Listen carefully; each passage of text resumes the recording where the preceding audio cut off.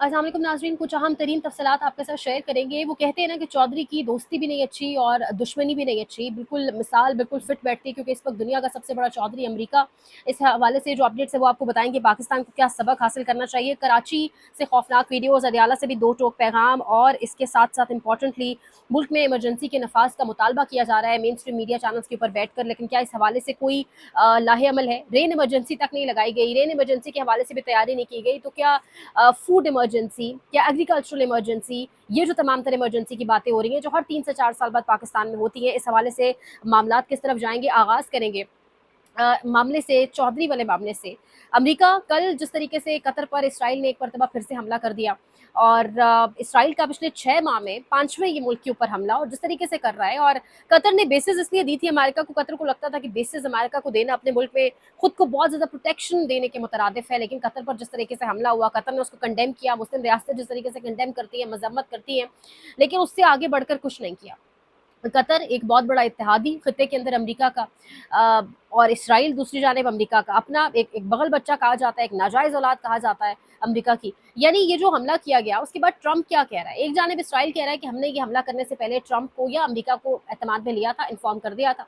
Trump कह रहा है कि मैंने इस हमले से पहले विटकॉफ को बता दिया था कि कतर को इन्फॉर्म कर दे, लेकिन वक्त बड़ा कम था तो कतर हमले को रोक नहीं पाया। गलत हुआ, होना नहीं चाहिए था, लेकिन इससे भी अम्र की तरफ हम जाएंगे, क्योंकि हमास का खात्मा बहुत ज़रूरी है। एक जानिब कह रहा है गलत होगा, दूसरी जानिब कह रहा है कि इससे भी हम अम्न की तरफ बढ़ेंगे। आपको याद होगा जब ट्रंप ने मिडल ईस्ट का दौरा किया था, तो कतर वो मुल्क था जहाँ से ट्रंप अरबों डॉलर्स की तोहफे तहाइफ लेकर आया था, और कतर वालों ने क्या कुछ नहीं, ट्रंप के आगे पीछे जो कुछ किया और जिस तरीके से रिसीव किया, यही कतर, यही अमीर कतर, यही अरब दुनिया के बहुत सारे ममालिक फ़लस्तीन में इनकी एड भी नहीं जाती। बाकी मदद करना तो बहुत दूर की बात है ना, स्टैंड लेना, प्रिंसिपल स्टैंड लेना तो बड़ी दूर की बात है, मदद भी नहीं करते। यानी इस तरह से माली मदद भी नहीं की जाती। लेकिन अरबों डॉलर्स जब फ़लस्तीन के अंदर, जब एक रिसर्च के मुताबिक हर घंटे में एक बच्चा जहाँ पर शहीद हो रहा है, जब फ़लस्तीन के अंदर इमदाद नहीं पहुँच रही थी, बच्चे जिस तरीके से वहाँ पर मेल न्यूट्रिशन का सामना कर रहे हैं, जिस तरीके से वहाँ एक-एक ब्रेड का लॉस पता नहीं कितने-कितने डॉलर्स का अब हो चुका है।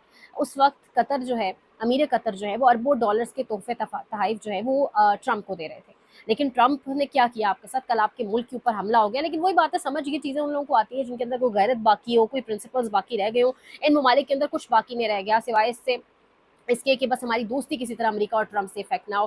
पाकिस्तान में भी कुछ लोग पींगे बढ़ाने की बहुत कोशिश कर रहे हैं अमेरिका के साथ, और अमेरिका बिल्कुल यही काम पाकिस्तान के साथ भी करेगा जो वो कतर और बाकी ममालिक के साथ करता है।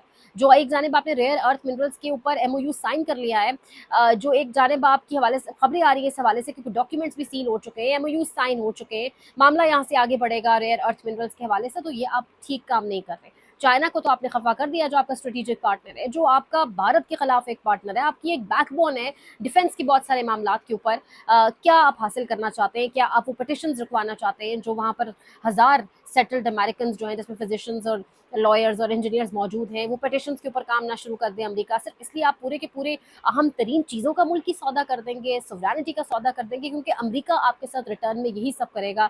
अमेरिका के साथ फिर चाहे आप लंच करें, डिनर करें, ब्रेकफास्ट करें, कुछ भी करें, वो उसका हिसाब लेता है। टिल द टाइम वो आपको हजम ना करवा दे, डाइजेस्ट ना करा दे, उसका हिसाब किताब ज़रूर लेता है।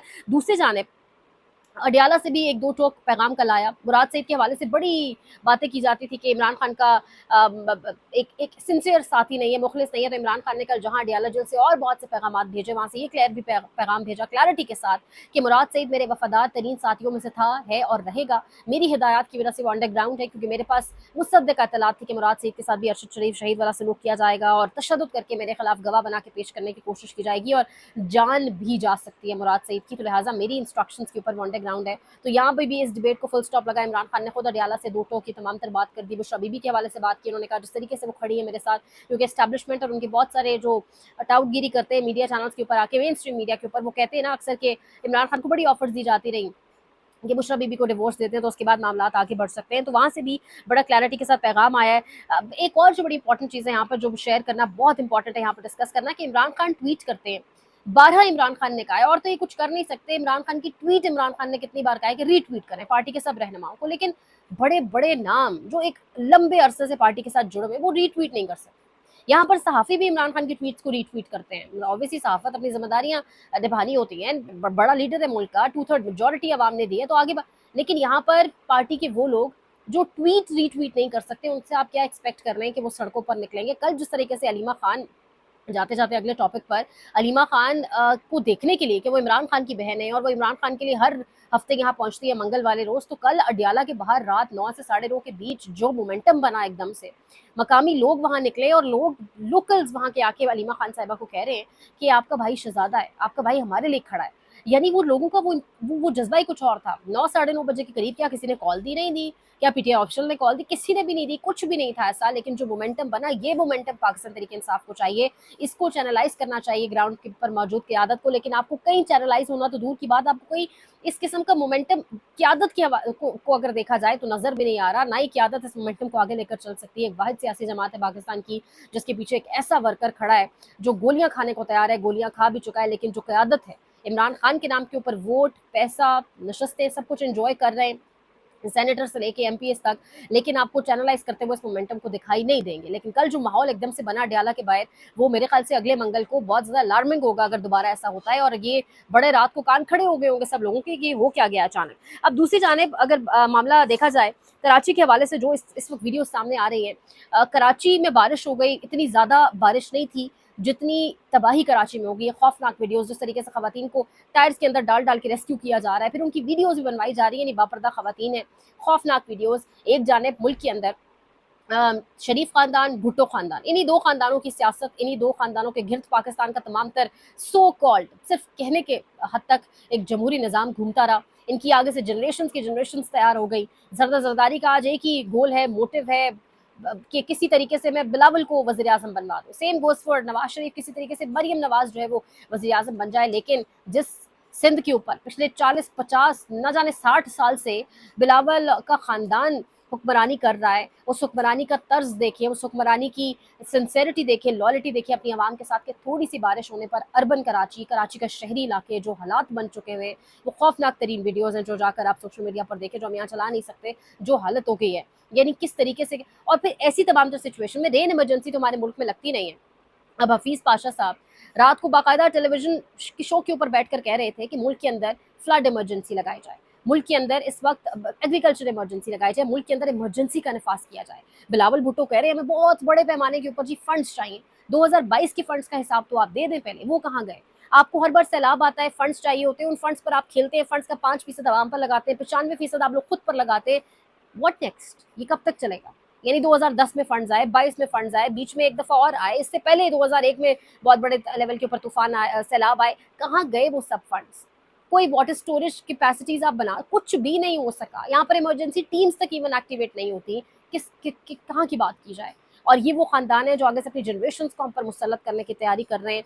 और फिर आकर हमें इन्हीं लोगों की जानिब से ये कह दिया जाता है कि हम 30 साल पीछे चले गए, हम 1990 की दहाई में चले गए। यानी आप लोग क्या करते रहे हैं? आप लोग एक खानदान पंजाब में और एक खानदान सिंध में, आप लोग क्या करते रहे? सवाल यहाँ पर ये पूछा जाना चाहिए कि आप लोग करते क्या रहे हैं? एक ये दो खानदान और फिर इनके साथ मुल्क की जो मिलिट्री एस्टैब्लिशमेंट है, इन्हीं तीनों लोगों ने, इन्हीं तीनों कह लें आप, ये जो एक पूरे गैंग्स बने हुए, इन्होंने तो रूल किया पाकिस्तान को। तो वो फंड्स की बात करने वालों से पहले पिछले फंड्स का हिसाब भी लिया जाना बहुत ज़रूरी है। ये इस वक्त तमाम तर सिचुएशन है और ये इस वक्त बाकायदा इमरजेंसी की बातें हो रही हैं। हर 3 साल बाद हम एक ऐसे नुक्ते पर खुदा न खास्ता आके अल्लाह माफ़ करे खड़े हो जाते हैं कि मुल्क में इमरजेंसी। क्यों हमारी प्लानिंग नहीं है? मुल्क के अंदर इस वक्त जो है वो निस्फ से ज़्यादा आबादी बिल्कुल गुर्बत की लकीर से भी नीचे जा चुकी है। किस तरीके से लोगों को फीड किया जाएगा? 50% लोग इस वक्त सिर्फ शेल्टर के नीचे हैं, बाकी 50% लोग जो है, यानी 40 से 45 लाख जो हुकूमती स्टैट्स हैं, हुकूमती स्टैटिस्टिक्स कितने सच्चे होंगे आपको पता है, लेकिन उन स्टैट्स के मुताबिक भी 40 लाख लोग सफ़र कर चुके हैं सिर्फ पंजाब के अंदर। उसमें से सिर्फ आधे लोगों को जो है वो शेल्टर फराहम किए जा सके। फ्लड बॉर्न डिजीज़ किस तरह से होंगी, जिस तरह से कीड़े मकोड़ा निकल कर आते हैं, उनकी क्या सूरत हाल होगी। फिर डेंगू सर उठाना शुरू कर देगा खड़े पानी पर। इन लोगों को वापस घर किस तरह बना कर दिए जाएंगे जिनके घर सफ़र हस्ती से मिट चुके? कहाँ हैं वो सब प्लानिंग्स? ये बहुत इंपॉर्टेंट है, ये सवालात यहाँ पर करना। बहरहाल अगले व्लॉग में कुछ मज़ीद अपडेट करेंगे। आपको लाइक करें, शेयर करें, सब्सक्राइब करें, कमेंट सेक्शन में फीडबैक का इज़हार करें। अपना बहुत ख्याल रखें। अल्लाह के बाद।